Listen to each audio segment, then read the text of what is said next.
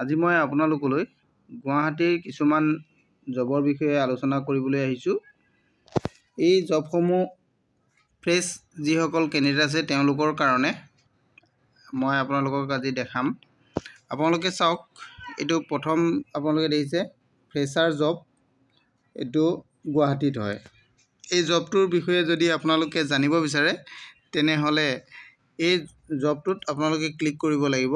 ইয়াতে আপোনালোকে ক্লিক কৰিলে তাৰ জবটোৰ ডিটেইলছটো আপোনালোকে জানিব পাৰিব, কিমান শিক্ষা লাগিব আৰু কিমান বয়স লাগিব আৰু জবটো কেনেকুৱা হ'ব ইত্যাদি সকলোখিনি বিষয়ে জানিব পাৰিব। মই দেখাম আপোনালোকে আৰু বিভিন্ন ধৰণৰ জব আছে, মই জবসমূহৰ বিষয়ে আপোনালোকক জনাই ল'ব বিচাৰিছোঁ। নেক্সট জবটো আপোনালোকৰ দেখিছে এয়াৰলাইন্স জবছ ইন গুৱাহাটী, মেল বা ফিমেলৰ কাৰণে। এইটো পদো গুৱাহাটীতে হ'ব। আৰু নেক্সট আপোনালোকৰ আৰু পদ আছে তেনেকৈ hiring male and female fresh candidate for Guwahati airport. এইটো গুৱাহাটী এয়াৰপৰ্টৰ জব হয়, এইটো এটা গুড জব। গতিকে আপোনালোকে এইটো জবতো আপোনালোকে এপ্লাই কৰিব পাৰিব। এইটো সকলোখিনি জব আপোনালোকক যিখিনি দেখাম মই ফ্ৰেছাৰ কেণ্ডিডেটৰ কাৰণে দেখাইছোঁ এইটো। নেক্সট জবটো আপোনালোকে চাওক, এইটো fresher apply fast and join us IndiGo airlines. এইটো ইণ্ডিগো এয়াৰলাইন্সৰ ফালৰ পৰা আহিছে, এইটো জবটো গুৱাহাটীতে হয়। আৰু নেক্সট আছে আপোনালোকৰ হাৰ্ডৱেৰ ইঞ্জিনিয়াৰ। এইটো নিশ্চয় দেখিছে আপোনালোকে, হাৰ্ডৱেৰ ইঞ্জিনিয়াৰ জব আছে, এইটো ফ্ৰেছাৰ কাৰণে দিয়া হৈছে। এইটো জবটো আছে আপোনালোকৰ গুৱাহাটীতে। নেক্সট আছে আপোনালোকৰ field sales executive in Paytm for fresher and experience. এইটো ফ্ৰেছাৰ আৰু এক্সপিৰিয়েঞ্চ দুয়োটাৰ কাৰণে দিয়া হৈছে, এইটো পে'টিএমৰ ফালৰ পৰা আহিছে। এইটো ফিল্ড চেলছ এক্সিকিউটিভ। এই পদটোৰ কাৰণে আপোনালোকৰ এড্ৰেছটো হৈছে গুৱাহাটী। ইয়াতে আমি আজি সকলোখিনি গুৱাহাটী জবৰ বিষয়ে আলোচনা কৰিম, গতিকে সকলোখিনি মই গুৱাহাটী জবেই আপোনালোকক দেখাই আছোঁ। নেক্সট জবটো আপোনালোকে দেখিছে urgent hearing electrical engineering fresher. এইটো ইলেক্ট্ৰিকেল ইঞ্জিনিয়াৰিঙৰ পদ আছে ইয়াতে। আৰু নেক্সট তেনেকৈ আপোনালোকে দেখিব এইটো কম্পিউটাৰ অপাৰেটৰ পদ আছে। ইয়াতে আপোনালোকৰ ফ্ৰেছ কেণ্ডিডেটৰ কাৰণে দিয়া হৈছে, এইটো আছামতে গুৱাহাটীত। ঠিক তেনেধৰণে আৰু পদ আছে, এইবিলাক বিভিন্ন ধৰণৰ পদ আছে। আপোনালোকে চেলছ এক্সিকিউটিভ আছে, part time work, data entry work আছে, sales and support executive fresh job, opening for front desk executive, এইটো ফিমেল কেণ্ডিডেটৰ কাৰণে দিছে। তাৰ ৰিচিপশ্যনিষ্ট পদৰ কাৰণে আহিছে, এইটো গুৱাহাটীতে হয়।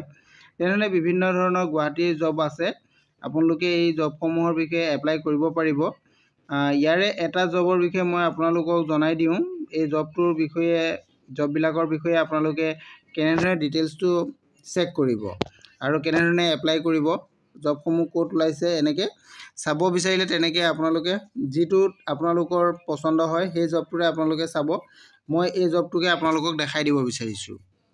ইয়াতে আপোনালোকে ক্লিক কৰাৰ লগে লগে সেই অপশ্যনটোত আপোনালোকে ক্লিক কৰিব। ক্লিক কৰাৰ লগে লগে আপোনালোকৰ এই জবটোৰ ডিটেইলছটো শ্ব' কৰিব।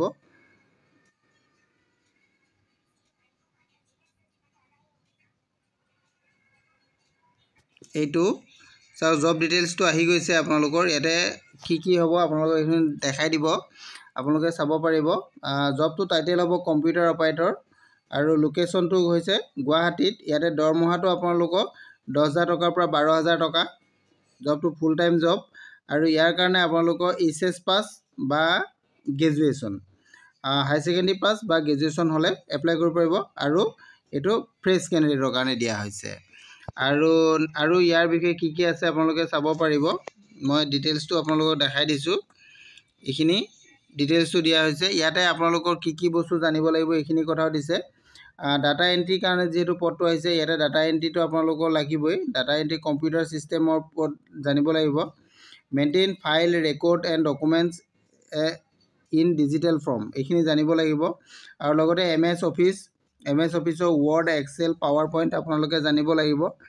আৰু এটা দিছে provide the basic IT support and, এইটো বেছিক IT ছাপৰ্টৰ বিষয়ে আপোনালোকে এইটো ছিষ্টেম জানিব লাগিব।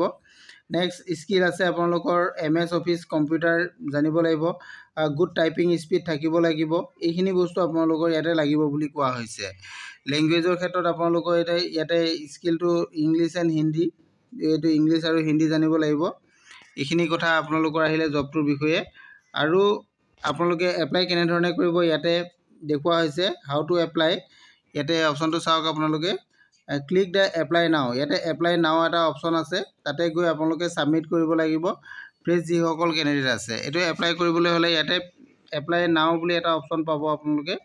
ইয়াতে মই আপোনালোকক দেখাই দিছোঁ, এইটো অপশ্যনটো দেখিছে আপোনালোকে। এই অপশ্যনত গৈ আপোনালোকে ডাইৰেক্ট ইয়াত এই জবটোৰ কাৰণে আপোনালোকে এপ্লাই কৰিব পাৰিব। ঠিক তেনেদৰে বাকীবিলাক জবৰ ক্ষেত্ৰতো আপোনালোকে এনেধৰণে এপ্লাই কৰিব পাৰিব।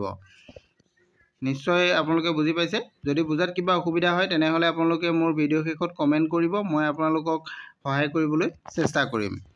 আজিলৈ ইমানেই। Thank U.